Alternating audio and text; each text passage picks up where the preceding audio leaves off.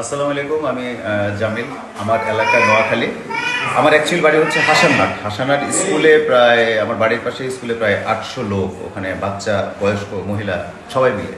তো এই 800 লোকের জন্য আমি আমি আসলে আমার উদ্যোগে খাবারের ব্যবস্থা করছিলাম। গতকাল রাতে আমরা 800 লোকের জন্য খিচুড়ি দিয়েছিলাম, আজকে দুপুরেও 800 লোকের জন্য খাবার রান্না হয়েছে, এটা চলে যাবে।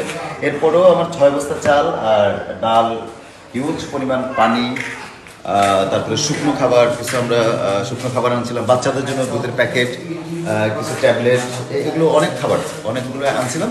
আনার পরে সেটা এখানে আছে।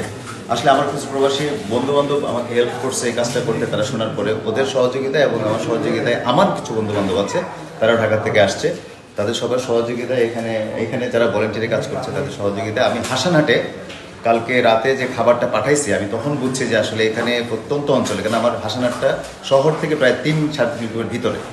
তো এই মানে খাবারটা পৌঁছাতে যে কষ্টটা হয়েছে, আমি যাইতে আমার যে কষ্ট হয়েছে, আমি বুঝছি যে আসলে যাদের অভিজ্ঞতা নেই বা যারা জানেন না আসলে এখানে পানি কী পরিমাণ, তাদেরকে বলছি যে আপনারা হুটহাট করে দেশের বিভিন্ন জায়গা থেকে ত্রাণ নিয়ে এখানে এসে আপনারা নিজেরাও প্রবলেমের মধ্যে পড়বেন।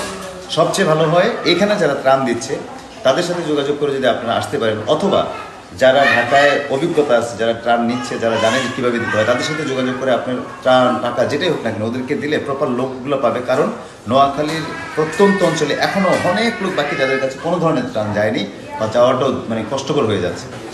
তো সেক্ষেত্রে বলবো যে আপনারা কষ্ট করেন না, আপনারা এসে নিজেরাও বিপদে পড়বেন। শহরে না, মূল দরকার হচ্ছে ত্রাণটা গ্রামের ভিতরে, যেখানে পানি লোকজন যাইতে পারতেছে না।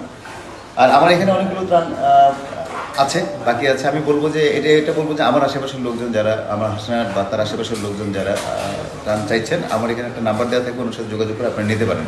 আমি চাই আসলে প্রত্যেকের জায়গা থেকে যদি কাজটা করেন, তাহলে সহযোগিতা করেন, তাহলে এই মানুষগুলোর উপকার হবে। আমি আমার জায়গা থেকে চেষ্টা করছি, আপনি আপনার জায়গা থেকে চেষ্টা করেন। Thank you.